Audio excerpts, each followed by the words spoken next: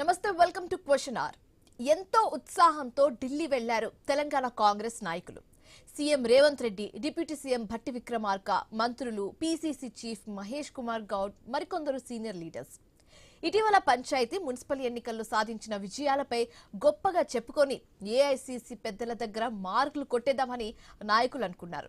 అయితే ఏఐసీసీ పెద్దలు ఇచ్చిన షాక్ తో తెలంగాణ కాంగ్రెస్ నేతలకు దిమ్మ తిరిగి మైండ్ బ్లాక్ అయిందన్న చర్చ గట్టిగా నడుస్తుంది. ఈ మధ్య తెలంగాణ రాజకీయాలతో పాటు అధికార కాంగ్రెస్ పార్టీలో తీవ్ర దుమారం రేపిన సింగరేణి టెండర్లపై ఏఐసీసీ పెద్దలు ఆరా తీశారని తెలుస్తుంది. అంటే సింగరేణి దుమారం సెగ ఢిల్లీలో కాంగ్రెస్ పెద్దలకు తాకిందనే టాక్ నడుస్తుంది.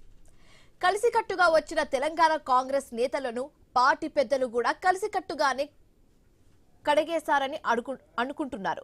CM Revanth Reddy, PCC chief Mahesh Kumar Goud, deputy CM Bhatti, మంత్రి ఉత్తమ్ కుమార్ రెడ్డిలను వేరువేరుగా పిలిచి సింగరేణిపై వాకబు చేశారని వినిపిస్తుంది.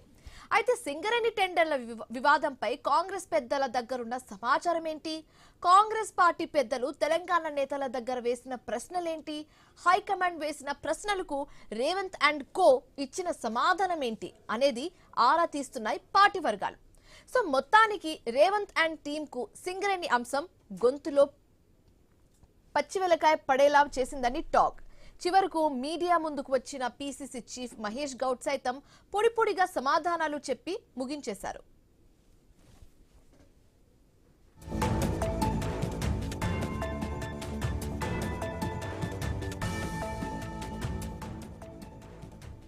రాజగోపాల్ రెడ్డి గారి అంశం కూడా చర్చకు వచ్చింది. వాడు త్వరలో వారిని పిలిచి మాట్లాడతాం.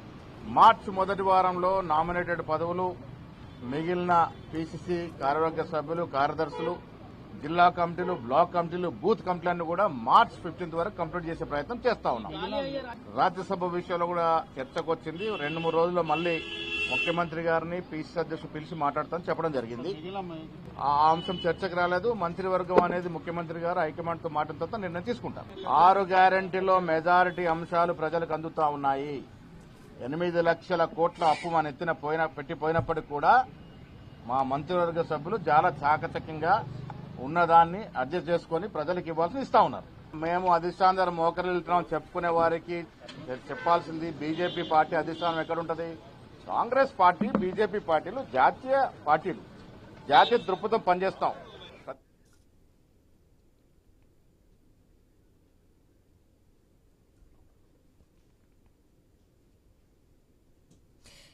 ఎంతో ఉత్సాహంతో ఢిల్లీ వెళ్లారు తెలంగాణ కాంగ్రెస్ నాయకులు. CM Revanth Reddy, deputy CM Bhatti Vikramarka, మంత్రులు, పీసీసీ చీఫ్ మహేష్ గౌడ్, మరికొందరు సీనియర్ లీడర్స్.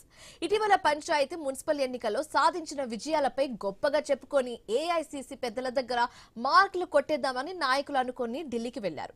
అయితే అనుకున్నది ఒకటి, అయింది ఇంకొకటి అన్నట్టుగా అక్కడ సిచ్యువేషన్ అయితే ఉంది. దానికి సంబంధించిన చాలా న్యూస్ మనం వింటున్నాము. అయితే ఏంటి నిజాలేంటి, వాస్తవాలు ఏంటో తెలుసుకుందాం. దీనికి సంబంధించి ప్రస్తుతం మనతో పాటు జాయిన్ అవుతున్నారు టీపీసీసీ కార్యదర్శి కత్తి వెంకటస్వామి గారు. ఆయనతో మాట్లాడే ప్రయత్నం అయితే చేద్దాం.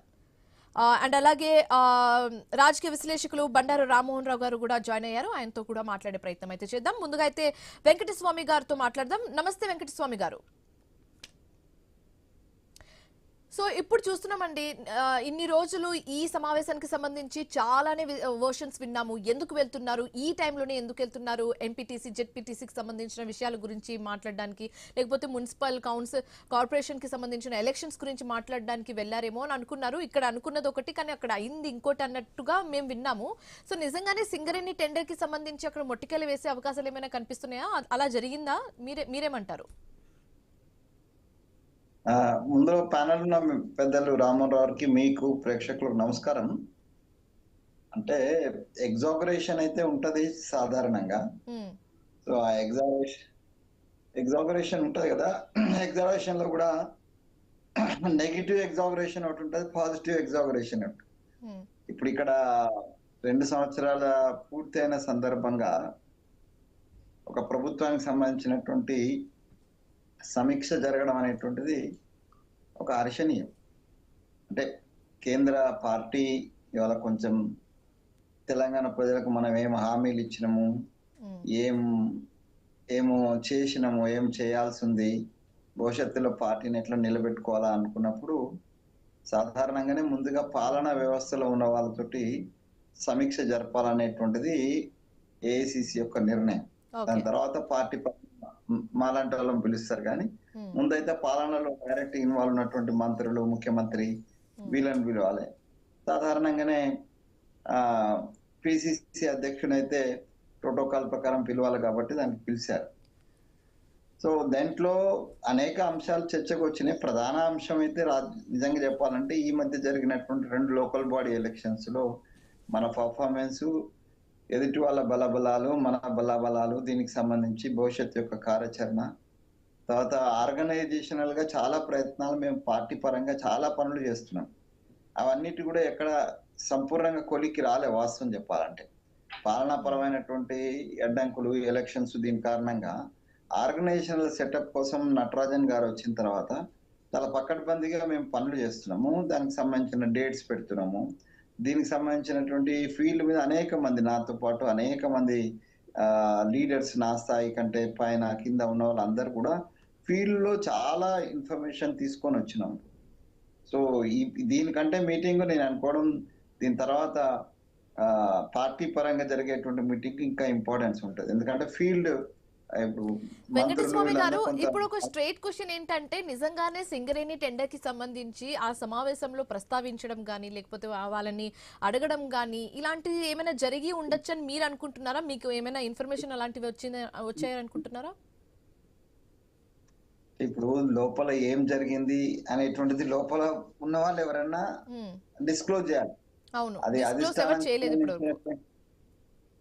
అధిష్టానానికి సంబంధించినటువంటి పెద్దలు, కేసీ గారా, రాహుల్ జీనా, లేకపోతే ఇంకా మిగతా ఖర్గే జీనా, వాళ్ళన్న చేయాలి. లేదంటే ముఖ్యమంత్రి గారు, మంత్రులు, లేదా పిసిసి అధ్యక్షుడు ఆ సమావేశంలో ఉన్నటువంటి వ్యక్తులను చేయాలి. 2 వైపుల నుంచి ఎవరు డిస్క్లోజ్ చేయలే అక్కడ ఏం క్వశ్చన్స్ వచ్చినాయి, ఏంది. కానీ మీ ఒపీనియన్ లో మీకేమనిపిస్తుందండి? నిజంగానే ఈ అంశానికి సంబంధించి ప్రస్తావం వచ్చే ఛాన్స్ ఉందని మీరు అనుకుంటున్నారా? అంటే మీ ఎక్స్పీరియన్స్, మీ ఒపీనియన్ ని బట్టి అవకాశం ఉంది. ఎందుకంటే నెగిటివ్ కోణంలో మా పార్టీకి చాలా నష్టం జరిగేటువంటి ఇన్సిడెంట్ అంశం అది. అది మా వైపు నుంచి తప్పున్నా లేకపోయినా దాని మీద లేచినటువంటి దుమారం ఏదైతుందో మీ చుట్టే తిరిగింది, అది మా చుట్టే తిరిగింది. కాబట్టి సాధారణంగానే దాన్ని ఇంకా ఒక అడుగు ముందేసినటువంటి ప్రతిపక్షాల వాళ్ళు ఈ వ్యవహారం అంతా డబ్బులు కలెక్ట్ చేసి అధిష్టానం పంపుతున్నారు అనేటువంటి ఒక అసత్య ఆరోపణ కూడా చేసినటువంటి సందర్భాన్ని దృష్టిలో పెట్టుకొని డెఫినెట్ గా అధిష్టానం కళ్ళు మూసుకొని లేదు, వాళ్ళ కళ్ళు మూసుకొని ఉంటే కూడా దానికి నష్టమే కదా. కాబట్టి డెఫినెట్ గా ఈ అంశం కూడా వచ్చి ఉండదని నేను అనుకోవటం లేదు. ఎందుకంటే ప్రభుత్వం ఇక్కడ నడుస్తున్న తీరు మొత్తం మీద సమీక్షించినప్పుడు ఇది హైదరాబాద్ యూనివర్సిటీ భూముల దగ్గర నుంచి ఇప్పటిదాకా మా మీద వచ్చిన రకరకాల ఆరోపణలు, హిట్ కు సంబంధించినటువంటి ఇవన్నీ కూడా డెఫినెట్ గా నెగటివ్ పార్ట్, పాజిటివ్ పార్ట్. మీరు అన్నట్టుగానే ఇటు నెగటివ్ అండ్ అటు పాజిటివ్ అంశానికి సంబంధించి కూడా ప్రస్తావించే ఛాన్సెస్ ఉందని మీరు అనుకుంటున్నారు. ఓకే, సో రామ్మోహన్ రావు గారు, మీరు చెప్పండి. ఇప్పుడు మొన్నటి వరకు మనం మొన్ననో దీని గురించి డిస్కస్ చేయడం జరిగింది.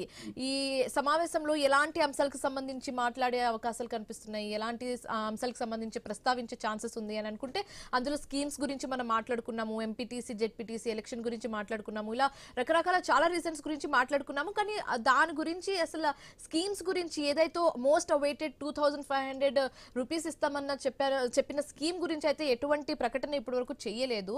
సో దీని గురించి ఏమంటారు మీరు? అంటే టీపీసీసీ చీఫ్ మహేష్ గౌడ్ గారు కూడా వచ్చి బయటకు వచ్చి మాట్లాడడం జరిగింది, కానీ దీని గురించి ప్రస్తావించడం అయితే ఎక్కడ చేయలేదు. కాబట్టి ఈ సమావేశాన్ని మనం ఎలా చూడొచ్చు అంటారు? మీకు మిత్రులు వెంకటస్వామి గారు నమస్కారం. ఐదేశ్ ప్రేక్షకులు కూడా 2 నిమిషాలు గమనించాలి. నిన్న మొన్న మనం మాట్లాడుకునేది ఏంటంటే, స్కీమ్స్ కంటే కొంత లుకలుకలు ఉన్నాయి పార్టీలో. ముఖ్యంగా రాజగోపాల్ రెడ్డి గారి మధ్య విజ్ఞప్తి చేసింది, అట్లాగే జీవన్ రెడ్డి గారు ఈ మధ్యన ఆక్రోశం వెలిగించింది. దీంతో పాటు ఏదైతే మొన్నటి ఎన్నికల్లో రకం మంచి గెలిపే, తప్పేం కాదు. వాళ్ళు తప్ప చూపెడుతున్నారు బీఆర్ఎస్ వాళ్ళు, కానీ నా ఉద్దేశం అంటే తప్పిది. వాళ్ళు ప్రజాస్వామ్యంగా ఎన్నికలు జరిగినట్టు ఇంతకంటే మంచి రిజల్ట్స్ రావడానికి అవకాశం లేదు, మంచిది అంటున్నాను నేను. కనుక ఎక్కువ మంది గెలిచారా తక్కువ మంది గెలిచారా కానీ మొత్తం మీద పంచాయతీ ఎన్నికల్లో మంచి రిజల్ట్ చూపించారు కాంగ్రెస్ పార్టీ, మన మున్సిపాలిటీ ఎలక్షన్ లో మంచి రిజల్ట్ చూపించారు. కానీ ఏమవుతుందంటే నెగిటివ్ ఎక్కువ మనం ఊహించడానికి, ఏం చెప్పకపోతే ఏమనుకుంటాం మనం, లోపలికి పోయిన వాళ్ళు బయటకు వచ్చి ఏం చెప్పకపోతే ఏమనుకుంటాం అంటే కొన్ని ఊహాగానం మనకు కూడా చేయగలుగుతాం కదా. కనుక రెండు అంటున్నాను, నా మూటల సంగతి నేను పెద్దగా అనను కానీ, ఎందుకంటే ఇట్లాంటి విషయాలు ఏమైనా ఉంటే ఒక్కరినిద్దరిని పిలిపించుకొని మాట్లాడతారు కానీ మొత్తం అంతా ఇంతమందిని అయితే మనం పిలిపించి మాట్లాడరు కదా. నాకు తెలిసిన చరిత్రలో వెంకటస్వామి గారు చెప్పాలి కానీ, నాకు తెలిసి ఇంతవరకు చరిత్రలో ఎప్పుడు కూడా మొత్తం మంత్రివర్గాన్ని ఢిల్లీకి పిలిపించిన సందర్భం అయితే ఎప్పుడు లేదు. అంటే ఒకరినిద్దరు గతంలో చూస్తాం కదా, ముఖ్యమంత్రి ఉప ముఖ్యమంత్రి పిలిపించారు, పిసిసి అధ్యక్షుని పిలిపించారు, ముగ్గురు పిలిపించారు, నలుగురిని పిలిపించారు కానీ ఇప్పటికి లేదు. మంత్రివర్గ సమావేశం కూడా హైదరాబాద్ దాటి మొన్ననే మేడారంలో ఒకసారి జరిగింది. అఫీషియల్ కానీ రామ్మోహన్ రావు గారు మీరు అంటున్నారు మంత్రివర్గం మొత్తాన్ని పిలిచి ఇలాంటి అంశాల గురించి ప్రస్తావించే ఛాన్స్ లేదని మీరు అంటున్నారు, కానీ స్వయంగా వెంకటస్వామి గారు అంటున్నారు అయ్యే ఛాన్స్ ఉంటుందని ఆయనే అంటున్నారు. అందుకని ఏమంటే రహస్యాలు మాట్లాడేదని పిలవాలి. ఇప్పుడు గుర్రమూతికి ఎవరు బట్ట కడతారు, ఇంతమందిని అయితే ఎవరు నాపలేం కదా. మేబీ వన్ బై వన్ ఒకళ్ళని పిలిచి అడిగినట్టున్నారు. అదే అందుకని అందరినీ కలిపి కూర్చొని పెడితే ఒక రకంగా, ఇప్పుడు సిబిఐ ఎంక్వైరీ మనకి మన సిట్ ఎంక్వైరీ జరుగుతుంటాయి కదా, కానీ ఎంతమంది పిలిచినప్పుడు బహిరంగ అయితే అంతమందితో ఒకటైతే మాట్లాడుంటారు కదా, రెండైతే మాట్లాడుంటారు అనుకుంటాను నేను. అభినందనలు ఖచ్చితంగా, మీరు గెలుస్తున్నది అని అభినందనలు అందరి ముందు, ఎందుకంటే పాజిటివ్ అంశాలు అందరి ముందు మాట్లాడవచ్చు కనుక. రెండోది ఏమంటున్నారు అంటే, మనకు ఏదైతే ఎన్నికల గెలుపు గురించి మాట్లాడింది అంతప్పుడు ఇక ముందు ఏం చేద్దాం అనేది కూడా దిశానిర్దేశం కూడా చేసింది అనుకుంటున్నాను. రెండోది కూడా చేసి ఉంటాను. మూడోది ఏంటంటే, రాజగోపాల్ రెడ్డి గారి విషయంలో ఇంతమంది పిలిచి మరి మాట్లాడాల్సిన అవసరం అయితే లేదు కదా అంటున్నారు. రాజగోపాల్ రెడ్డి గారిని ఆయన పిలిపిస్తారు, లేకపోతే ఆరోపణ ఎందుకు చేశారంటారు, లేకపోతే కొంచెం కమ్మని చెప్తారు, ఆయన ఒక్కరిని నోర్పించడానికి పెద్ద సమస్య కాదు కదా. ఇంకొకటి, బాగా నెగిటివ్ విషయాలు మాట్లాడదలుచుకుంటే అక్కడ దాకా ఎందుకు పిలుస్తారు, ఇక ఇదే నెగిటివ్ అయింది, పిలిచింది నెగిటివ్ అయింది కదా. ఇప్పుడు నెగిటివ్ విషయాలు మాట్లాడదలుచుకుంటే హైదరాబాద్ కి ఆ ముగ్గురు వస్తే అయిపోద్ది కదా. అప్పటికి రాహుల్ గాంధీ గారు అన్నారు కదా, నేను ఏదైతే మన ఒక జాతర సమ్మక్క జాతర పిలవలేదమ్మా అని అంటే, సార్ నేను ఆ వ్యక్తిగత ఆహ్వాన్ని ఇవ్వలేకపోయినా, నేను వచ్చేసారి వాళ్ళ 2 ఏళ్ళకి పిలుస్తారని చెప్పింది ఆమె. అట్లాంటి పాజిటివ్ విషయాలు వీళ్ళే బయట పెట్టారు. కానీ చాలా వరకు మహేష్ కుమార్ గౌడ్ గారు వచ్చిన తర్వాత కొంచెం పార్టీలో ఉన్నంతలో అంటే క్రమశిక్షణ పెరిగింది అంటున్నాడు. ఎట్లా అంటే ఒక ఉదాహరణ చెప్తాను మీకు. గతంలో మొట్టమొదటి ఆయన రాగానే చేసిన పని ఏంది, మంత్రులను గాంధీ భవన్ లో కూర్చొని పెట్టిండు. చూసినాం కదా మనం. గాంధీ భవన్ లో మంత్రులు రావాలి, ప్రజలు వస్తే వాళ్ళకి జవాబు చెప్పాలి, ఏదైనా ఉంటే మంచి చెడు చూడాలన్నాడు. అది కొద్ది రోజులు జరిగింది, మళ్ళీ పోయింది. మరి ఎందుకు వచ్చిందో తెలియదు కానీ, మరి గాంధీ భవన్ బలోపేతం అయితే మరి ముఖ్యమంత్రిగా వీక్ అవుతారో రేవంత్ రెడ్డి గారు అనుకున్నారో ఏమో కానీ, ఇప్పుడు ఆగిపోయింది, పోతలేదు. నాకు తెలిసి పోతలేదు. మన వెంకటస్వామి గారు చెప్పాలి కానీ పోతలేదు ఎవరు కూడా. మొదట్లో చాలా సిన్సియర్ గా వారానికి ఒక మంత్రి పోయేవాడు, అందులో ఆ టైంలలో చైర్మన్స్ కూర్చుంటున్నారు. చైర్మన్స్ అది కావచ్చు కానీ మంత్రులు కూర్చుంటే మంత్రులకు ప్రజలకు అనుసంధానం రమేష్ కుమార్ గారు. కానీ వరుసగా ఎన్నికలు వస్తున్నప్పుడు అయితే చైర్మన్లు కూర్చున్న పెద్దగా ఉండదు, మంత్రులు అయితే కొంత ఆ విలువ వేరే ఉంటది. అది ఒకటి చేశాం. ఇప్పుడు ఏమంటున్నారంటే, అక్కడ దాకా తీసుకుపోవడం వల్ల నెగిటివ్ ప్రచారం ఎక్కడ జరిగింది అంటున్నాడు. వాళ్ళు ముగ్గురు ఇక్కడికి వచ్చి చేస్తే పెద్దగా ఏముండకపోతుండే, అంతేందుకు దీనికి ఇంత ఇన్ఛార్జ్ సరిపోరా అని నేను అంటున్నాను. ఇప్పుడు మీనాక్షి నటరాజన్ గారు ఎక్కడ కూడా గతంలో ఆమె మీద చాలా విమర్శలు వచ్చినాయి. మనకు అంతకుముందు ఉన్న ఇన్ఛార్జ్ మీద కానీ, దిగ్విజయ్ సింగ్ లాంటి వాళ్ళ మీద విమర్శలు వచ్చినాయి, గులాబ్ నబీ ఆజాద్ మీద విమర్శలు వచ్చినాయి, కానీ ఈమె మీద ఇంతవరకు విమర్శలు రాలే. ఆమె కట్టర్ సమస్య లేదు, ఎక్కడ వ్యక్తిగత ప్రచారానికి పోతలేదు, ఎప్పుడు కూడా గాంధీ భవన్ లో కూర్చుంటుంది, లేకపోతే హోటళ్లలో స్టార్ హోటల్లో కూర్చుంటలేదు. ఇటువంటివన్నీ ఒక రకంగా చెప్పాలంటే కమ్యూనిస్ట్ పార్టీలో కదా ఎట్లా క్రమశిక్షణతో ఉందో ఆమె అట్లాగే ఉంటుంది. ఎక్కడ కూడా బయటకు నోరు జారడం లేదు, ఎక్కడ ఎవరిని తూలనాడడం లేదు. చూస్తున్నాం కదా, ఎక్కడ అసలు ప్రెస్ లోకి ఎక్కడ లేదు. ఒక్కసారి ఏదో తప్పు జరిగింది, సెక్రటేరియట్కి వెళ్ళి మంత్రివర్గ సమావేశంలో కూర్చున్నప్పుడు మాత్రం విమర్శలు వచ్చినాయి. ఆ తర్వాత ఇంతవరకు ఎప్పుడు మీనాక్షి నటరాజన్ మీద విమర్శలు రాలేదు. ఇక ఢిల్లీకి పిలిపించిన సంగతి మాత్రం పిలిపించుడే విమర్శ అంటున్నాను. ఇటు పిలిపించుడు ఇటు సెల్ఫ్ విమర్శ.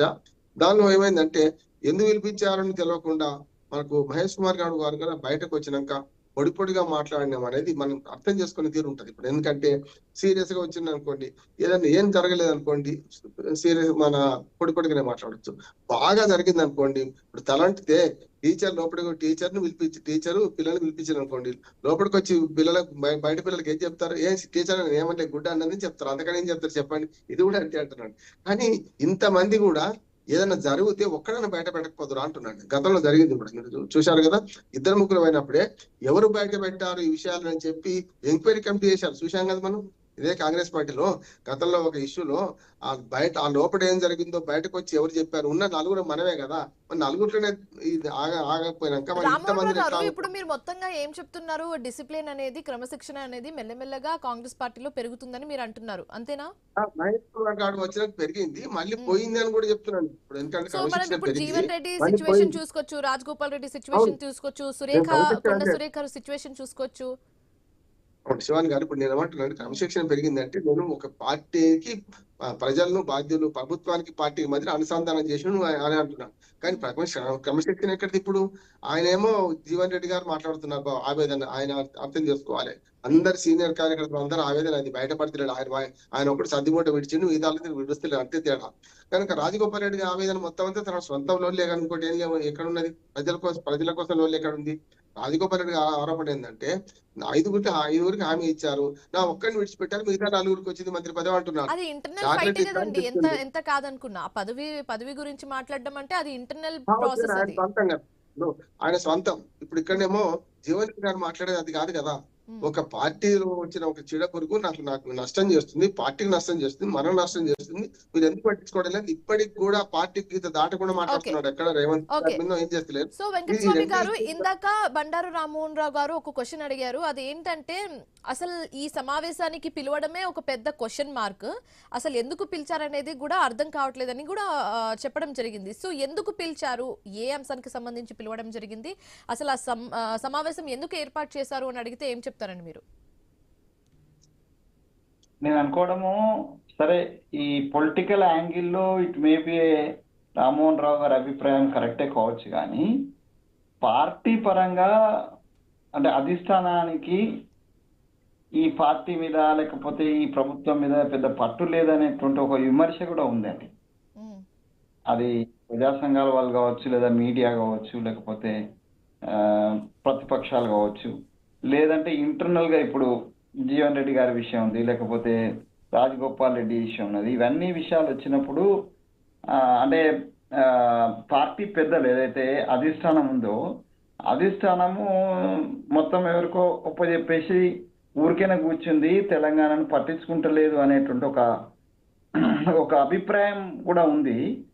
నేను అనుకోవడం బహుశా లేదు, మేము we are in more concern with the Telangana అనేటువంటి దాన్ని అధిష్టానం ఒక భరోసా కావచ్చు, ఒక సూచన కావచ్చు, ఒక ఇండికేషన్ కావచ్చు ఇవ్వడానికి పిలిచిందని నేను అనుకుంటున్నాను.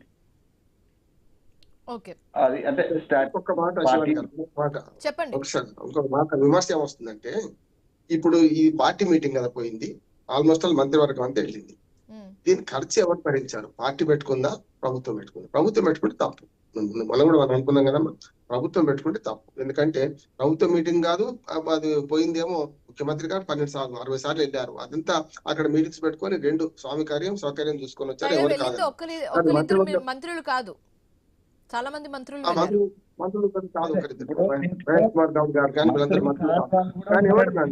పార్టీ ఖర్చు పెట్టుకుంటే సమస్య ఉండదు. చెప్పండి రామ్మోహన్ రావు గారు, మంత్రులు కాని వాళ్ళు, మంత్రివర్గంలో లేని వాళ్ళు, అంటే ఈ పార్టీ ప్రధాన భూమికలో ఉన్న వాళ్ళు కూడా కొంతమంది ఉన్నారు. మహేష్ కుమార్ గౌడ్ కావచ్చు, వంశీ చంద్రారెడ్డి కావచ్చు, ఇట్లాంటి వాళ్ళు కొంతమంది ఉన్నారు.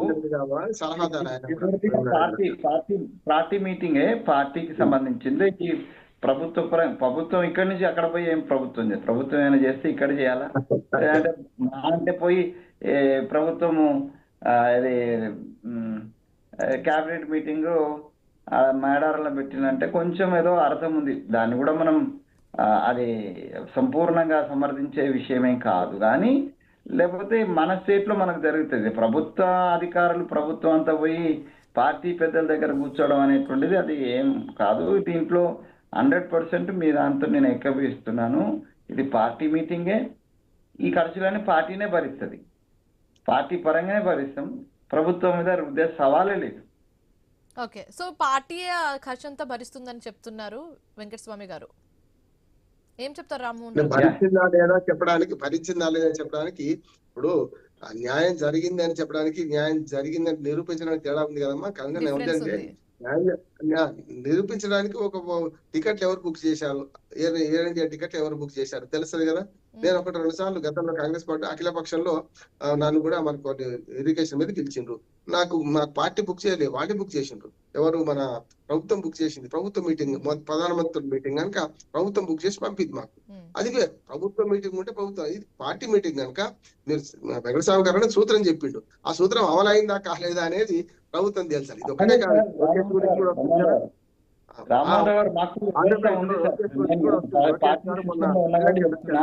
దాని గురించి వస్తుంది. ఇదే సార్ ఇప్పుడు మన పార్టీ సిస్టమ్ ఉంది, 2 రకాలు ఉంది. ఏఐసిసి సెక్రటరీ లెవెల్ వాళ్ళకేమో పార్టీ ఆఫీస్ నుంచి బుక్ చేస్తారు. ఆ కింది స్థాయి వాళ్ళు ఎవరన్నా అంటే మా స్థాయి వాళ్ళు మేమే బుక్ చేసుకోం, మా వ్యక్తిగతంగా మేము బుక్ చేసుకుంటాం. సరే, ఒక 1 సెకండ్ కి ఈ సమావేశం ప్రభుత్వం నుంచా లేకపోతే పార్టీ తరఫు నుంచా అనేది ఒక్క నిమిషానికి సైడ్ పెట్టేస్తే, అసలు ఇంత హుటాహుటినా లేకపోతే ఇంత సడన్ గా అక్కడికి వెళ్ళడం దేనికి? అంటే మున్సిపల్ అండ్ అలాగే కార్పొరేషన్ ఎలక్షన్ గురించి వివరించడానికే వెళ్ళారా అంటే అంత దూరం అవసరమేముందని కూడా ఒక వాదన ఉంది. పోనీ వచ్చే ఎంపీటీసీ జెడ్పీటీసీ సంబంధించి ఎలక్షన్స్ గురించి మాట్లాడడానికా అంటే అది కూడా అంత వెళ్లాల్సిన అవసరం లేదని కూడా వాదన కూడా ఉంది. సో దేనికి, లేకపోతే ఓవరాల్ గా ఇంటర్నల్లీ జరుగుతున్న ఇష్యూస్ గురించి మాట్లాడడానికా అన్న ఒక వాదన కూడా వినిపిస్తుంది. ఒక ప్లస్ పాయింట్ కోసం అయితే ఒక్క నిమిషం అండి, ఒక్క పాజిటివ్ పాయింట్స్ కోసం అయితే అంత దూరం అంతమంది వెళ్లాల్సిన అవసరం లేదని కూడా చెప్తున్నారు. 2 విషయాల గురించి, అటు మైనస్ అండ్ ఇటు ప్లస్ గురించి మాట్లాడడానికే ఈ సమావేశం పెట్టారంటే దానికి ఒక లెక్క ఉంటుంది. లేదు జరిగిన ఎలక్షన్స్ గురించి మాట్లాడడానికి వెళ్ళారు, లేకపోతే జరగబోయే ఎలక్షన్స్ గురించి మాట్లాడడానికి వెళ్ళారంటే మాత్రం అనవసరమైన సమావేశం కూడా అని కొందరు అనుకుంటున్నారు. మీరేమంటారు ఇప్పుడు వెంకటస్వామి గారు? లాస్ట్ గా ఎవరు ఏమనుకున్న దాంతో మాకు సంబంధం లేదండి. నేనేం చెప్తున్నా, ఇట్ ఈస్ కానీ ఆన్సరబుల్ కదా, మీరు ప్రభుత్వంలో ఉన్నారు కాబట్టి ఆన్సరబుల్ కదా. పూర్తి చెప్పనియండి, మీరు చెప్పండి. అవసరం లేదు అని మీరు అనడానికి లేదండి, ఎవరు ఏది అనుకున్నా. నేను చెప్పేది పూర్తిగా విన్న తర్వాత నేను అన్నది కరెక్టా లేదా మీరు కన్క్లూజన్. ఇప్పుడు మీది ప్యూర్లీ మా పార్టీ ఇంటర్నల్ అఫేర్ ఇది. సో ఇంటర్నల్ అఫేర్ లో ఆయన మంత్రిగా ఉన్నా ముఖ్యమంత్రిగా ఉన్నా ముందైతే పార్టీ సభ్యుడే కదా మాకు. సో ఒక పార్టీకి సంబంధించి నేను ముందే చెప్పాను, దాదాపు 2 సంవత్సరాలు పూర్తయింది. 2 సంవత్సరాల నుంచి ఇట్లాంటి సమీక్ష ఇట్లా ఏం జరగలేదు. అంటే వాళ్ళు వచ్చి ఇక్కడ కూర్చోవడం కానీ లేకపోతే ఇక్కడ నుంచి పోవడం, ఏదో మధ్య మధ్యన మీటింగ్ జరుగుతూనే వచ్చినప్పుడు ఇంటరాక్ట్ అవ్వడం, లేకపోతే రామ్మోహన్ రావు గారు చెప్పినప్పుడు ఏదైనా ముఖ్యమంత్రి గారు ప్రభుత్వ పరంగా ఎప్పుడైనా వెళ్ళినప్పుడు అడిషనల్ గా అవకాశం దొరికితే కలుస్తున్నారు. కానీ ఓవరాల్ గా పార్టీ కొంత న్యూ లైన్ లో వెళ్తుందమ్మా. నేను అంటే నాకున్న సమాచారం మీకు ఇస్తున్నా. నేను పార్టీ మొత్తం మీద మా జిల్లా అధ్యక్షులు సిస్టమ్ వచ్చింది ఇప్పుడు. సృజన తోటి దేశం మొత్తం మీద కూడా జిల్లా అధ్యక్షుల నియామకము ఏఐసిసి బాధ్యత తీసుకొని, ఇంతకుముందు ఎట్లా అంటే పిసిసి అధ్యక్షుడు ఇక్కడ లోకల్ ఉన్న డిసైడ్ చేసేసి పిసిసి డిసిసి అధ్యక్షుల నియామకం జరిగేది. కానీ దానికి భిన్నంగా మేము ఒక కొత్త పద్ధతి తీసుకున్నాం, అంటే పార్టీ బలోపేతం చేయడం కోసం. అట్లాగే ఎక్కడెక్కడైతే మా ప్రభుత్వం. Okay, so thank you so much Venkataswamy గారు, thank you so much Rammohan Rao గారు, మాతో జాయిన్ అయినందుకు, మీ ఒపీనియన్స్ మాకు తెలియజేసినందుకు thanks for joining us. So ఇది ఇవాల్టి క్వశ్చన్ అవర్. మరొక క్వశ్చన్ అవర్ తో మళ్ళీ కలుద్దాం. Till then keep watching I news, మీతోనే మీ వెంటే.